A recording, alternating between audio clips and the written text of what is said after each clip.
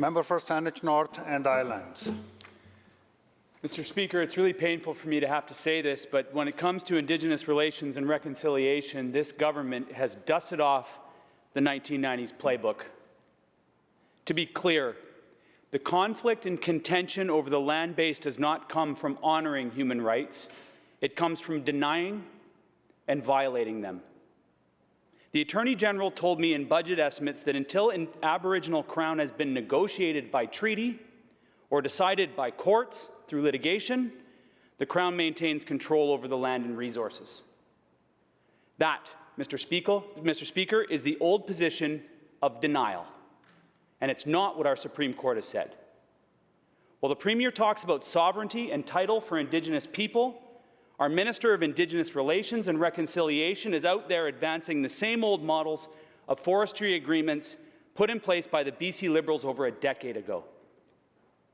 These agreements are based on the denial of Indigenous rights, saying rights are asserted, not accepting that they exist, not recognizing that nations have any ownership in land and resources, Mr. Speaker.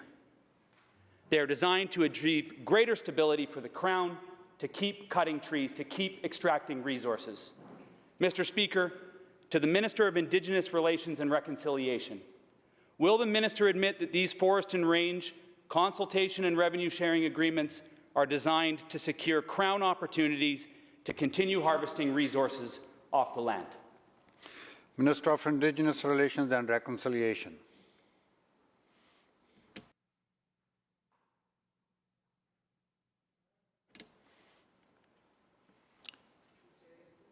Minister of Indigenous Relations.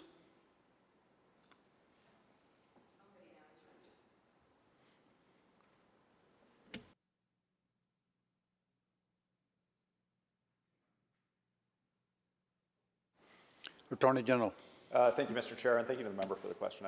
I think it's an important issue. Regrettably, I think the member fundamentally misstated what I told him in estimates. We talked about, and it was an important discussion, the importance of negotiation and partnership between government and First Nations as we wait for a formal treaty agreement or a decision from a court, recognition of rights and title on the land, and that there are two competing sovereignties, Indigenous sovereignty and the European colonial sovereignty, and that reconciling those two is the work ahead of us. And so for him to stand in this place and pretend the conversation was about something else, or that we're taking an approach of 3 decades ago when so much has happened since then, including all of us standing together on Landrip, is very regrettable. Member for Saanich North and Islands. Anybody and everybody in this province, I invite them to go and watch the estimates debate, because it's not regrettable. What's regrettable is that the Attorney General is trying to reframe what he told me. And what he told me was that the way that Indigenous nations can get title over their lands is by going to court or by signing a treaty. Going to court took the Tsilhqot'in team 25 years. There are nations in this province right now that are languishing 30 years without a treaty. While this government is pleading for the space to protect old-growth trees with Indigenous nations, they've been rapidly signing forest and range agreements to secure their ability just to keep cutting, and, in fact, to silence Indigenous nations who want to speak out about these things. More than 130 of these forest and range agreements have been signed. 40 have been signed in 2021 alone.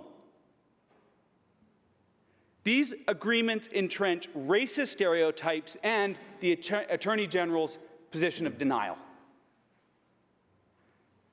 The Attorney General tried to reassure me that the situation wasn't as grim as I was making it out to be, and perhaps it's all about perspective.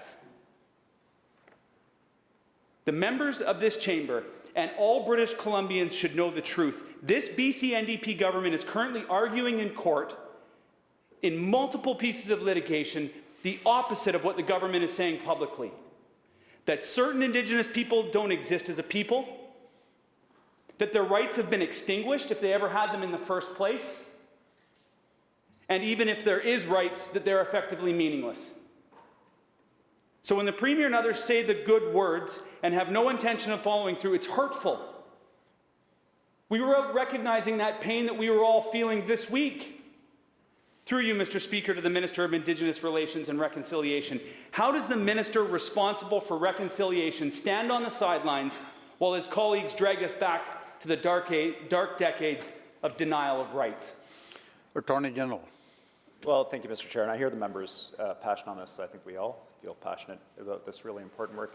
I wouldn't discount the agreements the government has reached with nations like Lake Babine, with Carrier Sekani.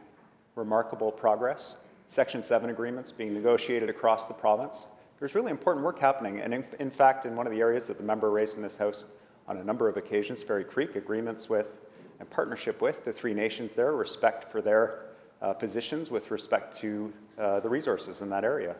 So, you know, I take his point on litigation. There's room for improvement. We're working with the First Nations Leadership Council on guidelines related to litigation, but we're not going to reach reconciliation through courts. And it's not binary, treaty or courts, as the member said, and nor did I say that in estimates. There are a number of agreements that we can reach with nations in between those two as we work towards a long-term and sustainable treaty. I think this is important work.